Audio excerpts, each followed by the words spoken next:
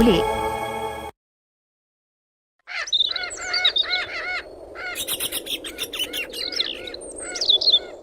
अरे जल्दी से खाना लगा दो, बहुत जोरों की भूख लगी है। खाना खाकर दोबारा खेत में जाना है। ये लीजिए, आज सब आपके पसंद का बनाया है। आलू मेथी की सब्जी, नमक मिर्च वाले पराठे और साथ में अरहर की दाल भी बनाई है। अरे वाह, क्या बात है। लेकिन तुम तो मूंगफली की चटनी भी बनाने वाली थी, वो नहीं बनाई? मूंगफली खत्म हो गई है तो लक्षिता को लाने के लिए भेजा है। पता नहीं ये लड़की कहाँ रह गई। दुकान से मूंगफली लेने के लिए गई है या खेतों में चली गई है। दुकान से मूंगफली लेकर लक्षिता अपने घर की तरफ आ रही होती है कि तभी उसे अपने पड़ोस में रहने वाली बचपन की सहेली पायल दिखती है, जो अपने आंगन में बैठकर कुछ खा रही होती है, जिसे देखकर लक्षिता उसके पास आती है। क्या खा रही हो पायल? बहुत अच्छी खुशबू आ रही है। मेरे बाबा शहर गए थे ना, तो वहीं से मेरे लिए ये हक्का नूडल्स लेकर आए हैं। पता है ये बहुत टेस्टी है, लेकिन ये तो मुझे गाँव में मिलने वाली अपनी देसी चाउमीन की तरह लग रही है। वो तो इसके सामने कुछ भी नहीं है, तुम एक बार टेस्ट तो करके देखो। लक्षिता नूडल को खाती है तो उसे भी वो काफी पसंद आते हैं। पायल, ये तो बहुत ज्यादा टेस्टी है, मैं भी ये मंगवाऊंगी, फिर हम दोनों मिलकर खाएंगे। ये लेने के लिए तुम्हें शहर जाना होगा, और तो ये कोई 50 रुपए की चीज नहीं है, पता है पूरे 900 रुपए के नूडल्स हैं। ये मेरे बाबा तो शहर जाते रहते हैं, इसलिए वो मेरे लिए ऐसे खाने पीने की एक्सपेंसिव चीज लाते हैं। लेकिन तुम्हारे बाबा तो खेती करते हैं ना, वैसे भी एक्सपेंसिव खाना सबके बस की बात नहीं है। काश मेरे भी बाबा तुम्हारे बाबा की तरह शहर जाते तो वो मेरे लिए भी ये सब लेकर आते। इतना कहकर लक्षिता उदास मन से अपने घर आती है। तो मूंगफली लाने गई थी, अब पहाड़ चढ़ने जो इतना समय लग गया। देख तेरे बाबा ने खाना भी खा लिया। माँ, मुझे भी हक्का नूडल्स खाना है, मेरे लिए बना दो ना। क्या कहा तूने? अरे क्या बोल रही है, हिंदी में बोल। अरे माँ, हक्का नूडल्स जैसे हमारे गाँव में देसी चाउमीन मिलती है ना, वैसे ही होती है। वो भी पायल के बाबा अभी शहर से आए हैं ना, तो उसके लिए हक्का नूडल्स लेकर आए हैं। पता है वो खाने में कितने ज्यादा स्वादिष्ट हैं। बेटा, ये जो तुम बता रही हो वैसे ये कितने के हैं? सिर्फ 900 रुपए के हैं बाबा। क्या कहा? 900 रुपए के? 900 रुपए की चाउमीन खानी है तुझे? पायल का बाप सेठ है, उसके लिए 900 क्या 9000 भी कुछ नहीं है। और तेरे बाबा कौन सा शहर जाते हैं जो तेरे लिए वहाँ की अमीरों वाली खाने की चीज ले आएंगे? बेटा, घर में जो बनता है भगवान का नाम लेकर खा लो। और बेटा, वैसे भी ये शहर की ऊटपटांग चीज शरीर के लिए अच्छी नहीं होती है। अपना घर का देसी खाना खाओ, वही अच्छा है। अपने माता पिता की बात सुनकर लक्षिता चिढ़कर आंगन में आ जाती है और इसी तरह 2-4 दिन गुजर जाते हैं। सुधा आंगन में गेहूं साफ कर रही होती है तो वहीं लक्षिता आंगन में कपड़े सुखा रही होती है कि तभी वो देखती है। बाबा, आज आप मेरे लिए कौन सी खाने की चीज लेकर आए हैं? बेटा, आज मैं तुम्हारे लिए शहर से बर्गर लेकर आया हूँ। मैंने भी खाया है, बड़ा मजेदार है। पायल कितनी खुशनसीब है, उसके बाबा हमेशा शहर जाते रहते हैं और कुछ न कुछ खाने की पीने की चीज लाते हैं। लेकिन एक मैं हूँ जो रोटी सब्जी दाल चावल से काम चला रही हूँ। काश मैं भी पायल की तरह इतना महंगा खाना खा सकती। लक्षिता इतना बोल ही रही होती है कि तभी सतीश भागते हुए जल्दी जल्दी घर आता है। अरे क्या हुआ जी, इस तरह भागे भागे कहाँ से आ रहे हो? कहीं फिर से पीछे कोई कुत्ता तो नहीं पड़ गया? अरे नहीं नहीं भाग्यवान, वो हमारे सरपंच है ना योगेंद्र जी। हैं? क्या हुआ उन्हें? कहीं वो निकल तो नहीं लिए? वैसे भी उनकी तबीयत खराब रहती थी। अरे शुभ शुभ बोलो, ऐसा नहीं है। अगर ऐसा नहीं है तो भागे भागे क्यों आ रहे हो? तुम्हें याद है जब उन्होंने अपनी बेटी की शादी की थी तो हम सभी गांव वाले गए थे और उनके शहरी कुछ दोस्त भी आए थे। वहां किसी शहरी बड़े परिवार ने हमारी लक्षिता को देखा था और उन्हें लक्षिता काफी पसंद आई। सरपंच जी मिले थे, कह रहे थे कि वो लोग एक बार हमसे मिलना चाहते हैं। आप सच कह रहे हैं? भगवान, आखिर तूने मेरी सुन ही ली। अगर मेरी लक्षिता का रिश्ता यहाँ हो जाए ना तो 101 नारियल चढ़ाऊंगी। अरे वाह, मेरे लिए शहर से रिश्ता आया है। लक्षिता, अब तो तेरी निकल पड़ी। माता रानी कुछ भी करके रिश्ता लगवा देना बस मेरा, वरना कहीं गांव में ही शादी हो गई ना तो पूरी जिंदगी चूल्हा ही फूकती रहूंगी। कुछ दिन में सरपंच जी उस शहरी परिवार को लेकर लक्षिता के घर आते हैं, जहां लक्षिता अपना देसी खाना बनाकर उन्हें खिलाती है। लक्षिता बेटा, इतना सब कुछ तुमने अकेले बनाया है? अरे तुम तो बहुत बढ़िया खाना बनाती हो। कचौड़ी, जलेबियां, समोसे सब एक से एक बने हैं। क्या करें भाई साहब, गांव से ज्यादा पढ़ाई कहाँ होती है। 10वीं के बाद तो लड़कियों को चूल्हा चौखा थमा दिया जाता है। मेरी लक्षिता भले ही कम पढ़ी लिखी है, लेकिन घर गृहस्थी मुझसे भी ज्यादा अच्छा संभाल लेती है।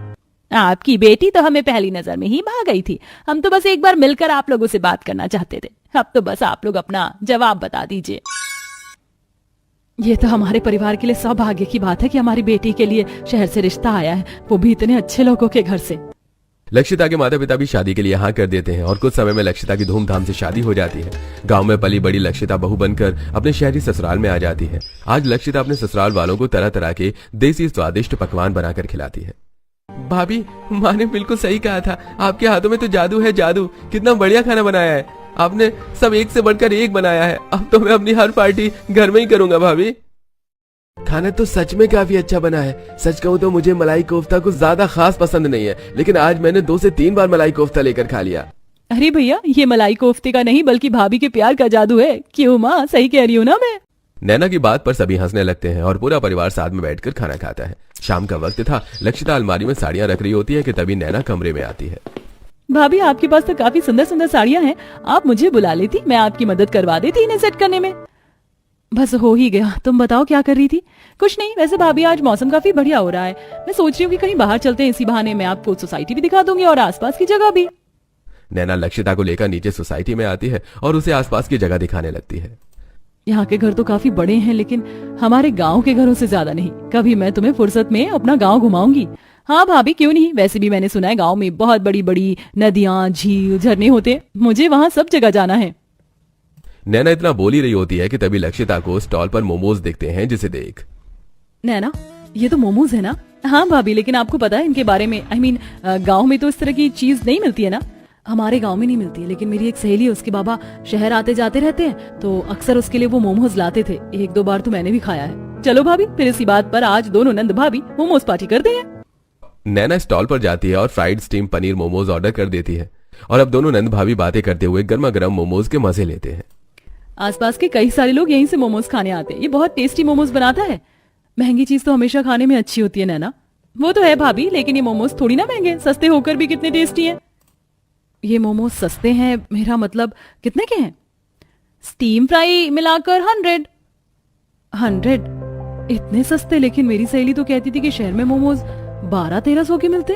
भाभी, आपकी सहेली आपके साथ मजाक करती होगी। तंदूरी मोमोज भी सिर्फ 150 रुपए प्लेट है। अपनी नंद की बात सुनकर लक्षिता को कुछ पुरानी यादें याद आने लगती हैं।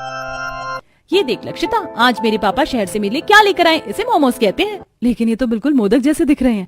हाँ, दिख तो रहे हैं, लेकिन ये मोमोज है। वैसे तो ये पूरे 1200 रुपए के हैं, लेकिन तू मेरी सहेली है तो मैं तुझे एक तो खिला ही सकती हूँ। ये ले, खाकर बता कैसे है। ये तो बहुत ज्यादा अच्छा है, मुंह में जाते ही घुल गया। और इसकी चटनी भी कितनी तीखी तीखी है। एक्सपेंसिव खाने की तो बात ही अलग होती है। काश तू भी मेरी तरह इस तरह का एक्सपेंसिव खाना खा सकती। पायल की बातों को याद करते हुए लक्षिता अपनी नंद के साथ मोमोज खाती है और घर आ जाती है। ऐसे ही कुछ दिन गुजर जाते हैं। माँ जी, आज तो संडे है, सब घर में है, तो नाश्ते में कुछ स्पेशल बना देती हूँ। सोच रही हूँ ढोकला, पोहा और पनीर के पराठे बना लूं। संडे के दिन नाश्ता हम लोग नहीं बल्कि घर के आदमी बनाते हैं। सुबह से तुम्हारे ससुर, देवर और पति किचन में घुसे हुए हैं। माँ जी, यहाँ पर आदमी भी खाना बनाते हैं, पर हमारे गाँव में तो ऐसा कुछ है ही नहीं। वहाँ तो सिर्फ औरतें ही चूल्हा चौका संभालती हैं। बहू, हर किसी की सोच एक जैसी नहीं होती।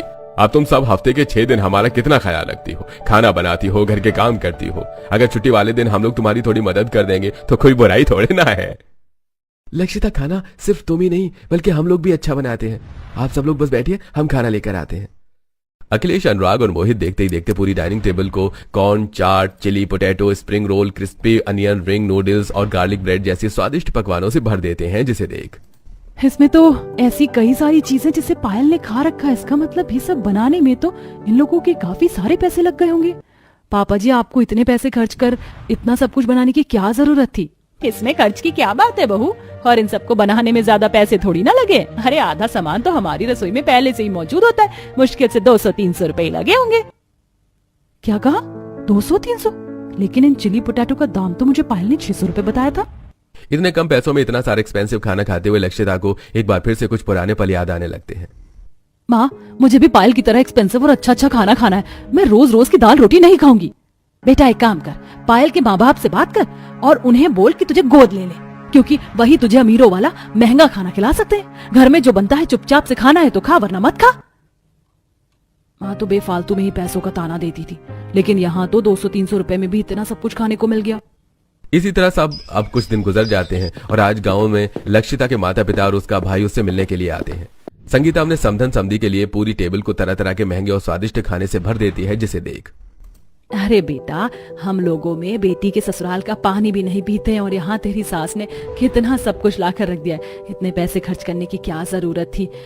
2-3 हजार तो आराम से लग गए होंगे ना। ये सब गांव की बातें हैं, शहर में ऐसा नहीं होता। और कहीं नहीं लगे 2-3 हजार रुपए, सब कुछ 500-600 का ही है। खा लो आप। वैसे बेटा एक चीज के लिए तो मैं बहुत खुश हूँ, तुझे वैसा ही ससुराल मिला जैसा तू चाहती थी। अपनी सहेली को देख देख कर तेरा भी मन करता था ना इस तरह के अमीरों वाले खाने को खाने का। दीदी मैंने सोचा था जब शहर जाऊंगा तो जरूर एक बार बर्गर खाऊंगा, मुझे भी यहाँ का बर्गर खाना है। क्यों नहीं छोटे, शाम को चलते हैं, बर्गर के साथ साथ तुझे पिज्जा भी खिलाऊंगी। अपनी बेटी को खुश देख सुधा और सतीश भी मनी मन काफी खुश होते हैं। तो वहीं लक्षिता अपने भाई और नंद के साथ बर्गर किंग जाती है, जहां वो अपने भाई को जी भर के बर्गर खिलाती है। और इसी तरह अब कुछ दिन गुजर जाते हैं। अरे लक्षिता तुम तैयार नहीं हुई? लेकिन क्यों, हमें कहीं जाना है क्या? एक नंबर की बुला करो तुम, मैंने कहा था ना आज हमें बाहर जाना है शाम में। चलो जल्दी से तैयार हो जाओ। काफी टाइम बाद अनुराग लक्षिता को आज काफी सारी जगह पर घुमाने ले जाता है। कभी वो लोग मूवी देखते हैं तो कभी साइंटिफिक म्यूजियम। ऐसा लग रहा है किसी जादुई नगरी में आ गई हूँ। यहाँ कितनी अनोखी अनोखी चीजें। आज तुमने सिर्फ एक दो जगह ही देखी है, तुम देखना नेक्स्ट टाइम मैं तुम्हें इससे भी अच्छी जगह लेकर जाऊंगा। काफी घूमने फिरने के बाद अब अनुराग लक्षिता को लेकर KFC आ जाता है, जहाँ दोनों आराम से बर्गर एंजॉय करते हैं। लक्षिता लगता है तुम्हें रेड सॉस के साथ ये चिकन नगेट्स और बर्गर कुछ ज्यादा ही पसंद आ गया। मेरी सॉस भी तुमने खत्म कर दी। क्या करूं अनुराग, ये सब बहुत टेस्टी है। आपने सिर्फ 600 रुपए में इतना सब कुछ खाने का ले लिया, वरना मुझे तो लगा था कि ये काफी एक्सपेंसिव खाना होगा। कभी घर में कभी बाहर से ऑर्डर करके तो कभी अपने ससुराल वालों के साथ बाहर जाकर लक्षिता एक्सपेंसिव खाने को काफी एंजॉय करती है।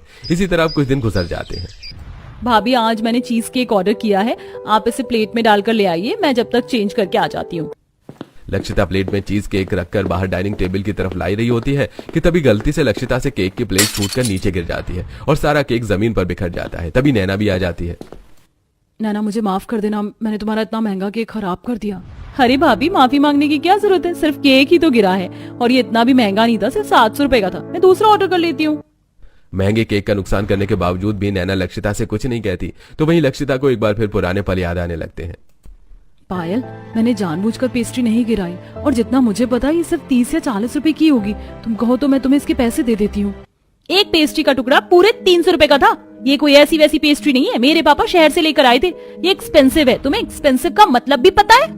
समय बीतने के साथ साथ अब एक्सपेंसिव खाना खाने के साथ साथ लक्षिता खुद भी तरह तरह की एक्सपेंसिव खाने घर में ही बनाने लगी थी। फाइनली आज मैंने बिना जलाए ओवन में पिज्जा बना ही लिया। काफी सारी चीज बनानी सीख ली है मैंने, अब तो सबको मैं ही बनाकर खिलाऊंगी। यूं ही कुछ समय गुजरता है और अब लक्षिता कुछ दिनों के लिए अपने गांव मायके आती है। कितने समय के बाद हमारी लक्षिता घर आई है। हाँ, सब कुछ हमारी बेटी की पसंद का ही बनना चाहिए। सोच रही हूँ कि मनपसंद मटर पनीर की सब्जी, पूरी और पुलाव बना लेती हूँ और साथ में खीर भी। माँ आज आप आराम करिए, खाना मैं बना लूंगी। मैं सोच कर आई हूँ कि आज मैं आप सभी को अपने हाथ का Manchurian, chilli potato, noodles, garlic bread और हाँ कुकर में केक भी बनाकर खिलाऊंगी। लेकिन दीदी ये सब तो बहुत महंगा खाना होता है, इन्हें बनाने के लिए तो काफी पैसे लगेंगे ना? अरे नहीं छोटू, इन सबको बनाने का लगभग सारा सामान हमारे घर में ही है और जो थोड़ा बहुत मुझे जरूरत का लगा मैं लेकर आ गई हूँ। देखते देखते लक्षिता घर में रखी हुई सारी चीजों का इस्तेमाल कर तरह तरह के टेस्टी डिशेस बनाती है, जिसे देख उसके माता पिता काफी हैरान होते हैं। और जब सारा खाना बनने के बाद लक्षिता के मायके वाले उसे चखते हैं तो अरे बेटा, तो इसी महंगे खाने को खाने के लिए हमसे कितना बोलती थी, लेकिन ये तो घर के सामानों से ही कितनी आसानी से बन गया और ज्यादा मेहनत भी नहीं लगी। मुझे तो लगता था कि ये सारा खाना 1000-2000 में बनेगा, लेकिन मेरी बेटी ने तो इतने कम पैसों में इतना सब कुछ बना लिया। लेकिन तेरी वो सहेली पायल तो इनके काफी ज्यादा दाम बताती थी ना। अरे माँ, पायल से याद आया, मैं तो जब से आई हूँ उससे मिली ही नहीं। उससे मिलकर आती हूँ और साथ में उसे भी ले आऊंगी। मैंने इतना सब कुछ बनाया है, उसे भी खिलाऊंगी। लक्षिता जल्दी से अपनी सहेली पायल के पास जाती है, जहाँ हमेशा की तरह आज भी पायल अपने आंगन में बैठे बैठे लजानिया खा रही होती है। पायल जैसी लक्षिता को देखती है। अरे लक्षिता, तू बड़े दिनों बाद आई है। शहर जाकर तो तू मुझे भूल ही गई, और भूलेगी भी कैसे नहीं, वो शहर जो है। अरे नहीं यार, तुझे भी भला मैं कभी भूल सकती हूँ क्या? लगता है आज भी काका तेरे लिए शहर से कुछ स्पेशल लेकर आए। हाँ, इसे लजानिया बोलते हैं। तू भले ही शहर में है, लेकिन मुझे नहीं लगता कि तूने इसे खाया होगा। पता है ये पूरे 2000 की डिश है। अच्छा, ये इतनी महंगी है? वैसे मैंने घर पर कुछ बनाया है, सोचा तुझे भी खिला दूं। चलना मेरे साथ।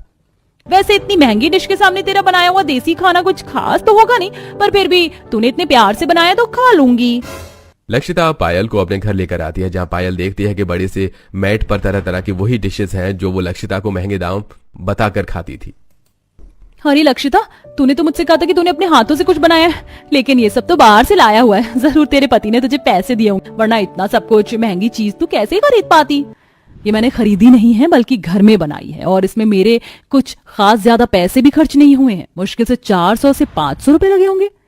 क्या कहा तूने? 400 से 500? मजाक मत कर, इतनी सस्ती थोड़ी ना चीज होती है ये सब। एक्सपेंसिव खाना है। एक्सपेंसिव का मतलब तो तुझे पता ही है ना। पायल, मुझे अच्छे से एक्सपेंसिव का मतलब पता है। तू हमेशा मुझसे झूठ बोलती रही। तेरे बाबा 100 रुपए की चीज लाते थे और तू मुझे 1000 रुपए बताती थी। ये सब तो तू मुझे नीचा दिखाने के लिए करती थी ना, क्योंकि हम पैसों के मामले में तेरे जितने अमीर नहीं है। मुझे नहीं पता था कि तू भी और अमीर घमंडी लोगों में से एक ही है। मैं तो तुझे हमेशा से अपना अच्छा दोस्त मानती थी। तेरी इन्हीं हरकतों की वजह से मैं बार बार आकर माँ बाबा को एक्सपेंसिव खाने के लिए परेशान करती थी। लेकिन शादी के बाद मुझे सब पता चल गया कि क्या एक्सपेंसिव है और क्या नहीं। अरे दोस्तों में तो एक दूसरे का भरोसा जीता जाता है, लेकिन बेटा तुमने तो मेरी बेटी का भरोसा ही तोड़ दिया। वैसे ये कोई इतनी बड़ी बात भी नहीं है, लेकिन झूठ बोलकर नीचा दिखाना तो सही नहीं है ना। ये सब सुनकर पायल को काफी शर्मिंदगी महसूस होती है और वहां से चली जाती है। इसी के साथ लक्षिता को अब ये बात समझ में अच्छे से आ चुकी थी कि जरूरी नहीं है कि हमेशा टेस्टी और अच्छा दिखने वाला खाना एक्सपेंसिव ही हो। कम पैसों और घर की चीजों का इस्तेमाल करके भी हम एक्सपेंसिव खाने को घर में ही बनाकर खा सकते हैं।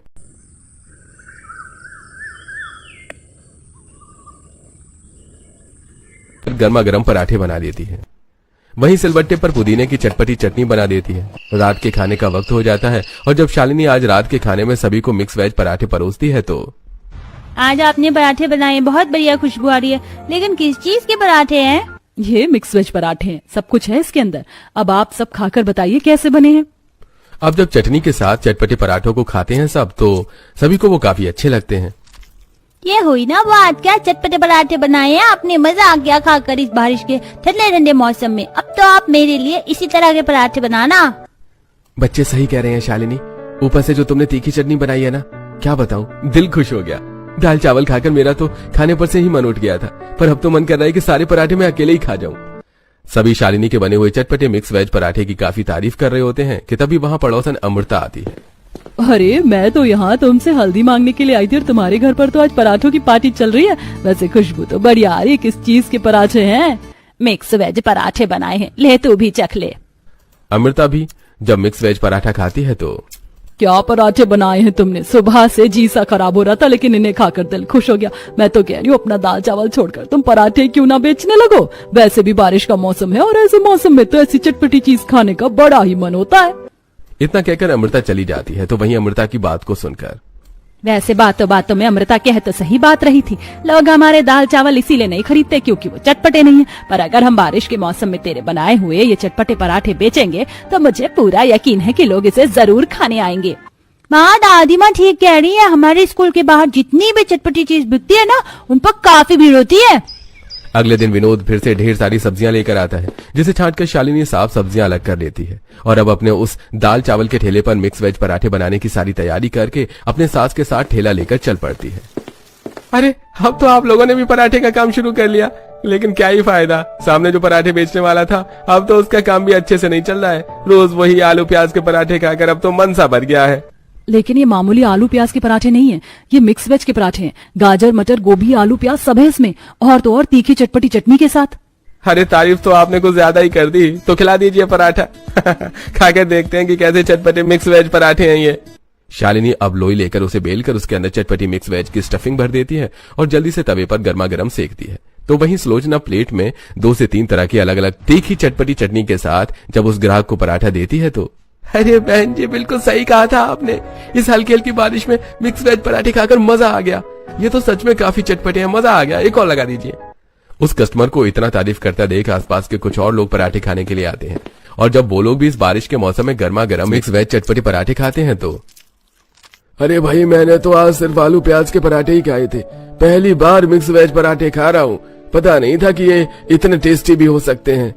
अरे भाई, हल्की हल्की बारिश, ठंडा मौसम और ये चटपटे पराठे, बढ़िया कॉम्बिनेशन है। अब तो मैं रोज पराठे खाने आऊंगा। ग्राहकों की इतनी तारीफ और अपने पहले ही दिन में 800 से 900 रुपए की कमाई करके दोनों सास बहू काफी खुश होती हैं और अब इसी तरह वो रोज अपना मिक्स वेज पराठे का ठेला लगाती हैं। पता है, प्रेगनेंसी की हालत में हमेशा कुछ चटपटा तीखा खाने का मन करता है, लेकिन हर चीज सोच समझ कर खानी पड़ती है। लेकिन आपके पराठे ऐसे नहीं है। टेस्ट के साथ साथ इसमें इतनी सारी सब्जियां हैं कि ये तो मेरे लिए हेल्दी हैं। पर आप ज्यादा तीखी चटनी मत खाइए, ये वाली चटनी ट्राई करिए। ज्यादा तीखी तो नहीं है लेकिन टेस्टी है। कोई ग्राहक ठेले पर तो कोई ग्राहक गर्मा गर्म पराठे लेकर सामने पार्क में बैठकर खाता जिसे देख और भी कई सारे लोग दोनों सास बहू के ठेले पर इस बारिश के मौसम में पराठे खाने आते। तो वहीं कई सारे लोग पैक करवाकर अपने घर भी ले आते हैं। जब से शरीर ने बुढ़ापे की सीढ़ी पर कदम रखा है तब से कुछ खाने में अच्छा ही नहीं लगता था, लेकिन ये पराठे बेटा कहाँ से लाया है? ऐसे चटपटे पराठे खाकर तो मजा आ गया। अरे माँ, पास ही में एक सास बहू मिक्स वेज पराठे बेचती है, बड़े ही मजेदार होते हैं। आपसे जब भी आपका मन करे तो बताना, ले आया करूंगा मैं। धीरे धीरे दोनों सास बहू के मिक्स वेज पराठे आसपास की जगह पर काफी फेमस होने लगे थे। तो वहीं विनोद भी अब आए दिन सब्जी लेकर आता था। ये लो, आज तो ज्यादातर इसमें साफ सब्जी है। और ये क्या, तुम अकेले ही सिलबट्टे पर सारी चटनी पीस रही हो? एक काम करो, तुम सब्जी साफ कर लो, मैं चटनी पीस देता हूँ। जहाँ विनोद अपनी बीवी की मदद करते हुए सिलबट्टे पर चटनियां पीसता है, तो वहीं मेघा भी अपनी भाभी की मदद करते हुए सब्जियां साफ करती है। और ऐसे ही कुछ दिन गुजर जाते हैं। बाहू, पहले तो तू सभी सब्जियों को मिलाकर एक ही भरवा बनाती थी, लेकिन अब तो तू अलग अलग भरवा बना रही है। माँ जी, कल कुछ ग्राहक आए थे, उनमें से कुछ को सिर्फ मटर के पराठे चाहिए थे तो कुछ को गाजर के, इसीलिए मैं मिक्स स्टफिंग के साथ अलग अलग सब्जियों की भी स्टफिंग बनाकर रख रही हूँ। चल सही है, मैंने भी आज काफी सारा आटा गूंथ लिया, वरना कल तो कम पड़ गया था। जहाँ पहले आसपास की जगह पर ही इन दोनों सास बहू का चटपटा मिक्स वेज पराठा फेमस था, तो वहीं लोग दूर से इनके पराठे खाने के लिए आने लगे थे। और आसपास की फैक्ट्री ऑफिस से भी दिन में लंच के समय इनके पास काफी अच्छे ऑर्डर आ जाते थे। यार, तुमने तो मेरे काफी पैसे बचा लिए, वरना पहले जब भी इस बारिश के मौसम में पराठे खाने का मन करता था तो बार बार मुड़थल जाना पड़ता था। मैंने तो पहले कहा था कि यहाँ के पराठे बेस्ट है। देख कितना बढ़िया मौसम हो रहा है, ऊपर से ये हल्की हल्की बारिश, ऐसे मौसम में ऐसे गर्मा गर्म चटपटे पराठे हो जाए तो और क्या ही चाहिए है? जैसे जैसे दिन गुजरते हैं वैसे वैसे अब दोनों सास बहू के ग्राहक बनने के साथ साथ कमाई भी काफी ज्यादा बढ़ने लगती है। इतनी बढ़िया पराठे कैसे बना लेती हैं? पता है, आपकी पराठे की वजह से आज हफ्ते में दूसरी बार हमने कोचिंग बंक की है। हमें भी आपके जैसे पराठे बनाने सीखने हैं, फिर हम भी ऐसे ही ठेला खोलेंगे। भगवान करे तुम हमसे भी बढ़िया पराठे बनाओ, लेकिन ये उम्र तुम्हारी पढ़ने लिखने की उम्र है और हम यहाँ सुबह से लेकर शाम तक होते हैं, तो इस तरह पढ़ाई छोड़ने की जरूरत नहीं है। पढ़ाई करने के बाद भी तुम दोनों यहाँ आ सकती हो। कुछ ही वक्त में दोनों सास बहू काफी पैसे इकट्ठा कर लेती हैं, जिनसे वो सबसे पहले अपने घर की मरम्मत करवाती हैं। तो वहीं दोनों बच्चों के स्कूल की फीस भी भरती हैं और बाकी बचे हुए पैसे विनोद को दे देती हैं, जिससे वो एक बार में सेठ महेंद्र का सारा कर्जा और ब्याज चुका देता है। इतने कम वक्त में इतने सारे पैसे कहाँ से आए? हाँ, और किसी और से कर्जा लेकर तो मुझे नहीं दे रहा है? नहीं सेठ जी, ये तो मेरी बीवी और माँ की मेहनत की कमाई है। अब मैंने आपके सारे पैसे चुका दिए हैं और इस महीने का ब्याज भी दे दिया है। सारा कर्ज चुका देने के बाद अब विनोद भी अपनी माँ और पत्नी के साथ उसकी मदद करता है। कुछ दिनों में दोनों सास बहू एक दुकान ले लेते हैं, जिसमें वो टेबल कुर्सियों का भी बंदोबस्त करते हैं। और अब इसी तरह मेहनत करते हुए समय बीतने के साथ साथ दोनों सास बहू के मिक्स वेज पराठे काफी ज्यादा फेमस हो जाते हैं।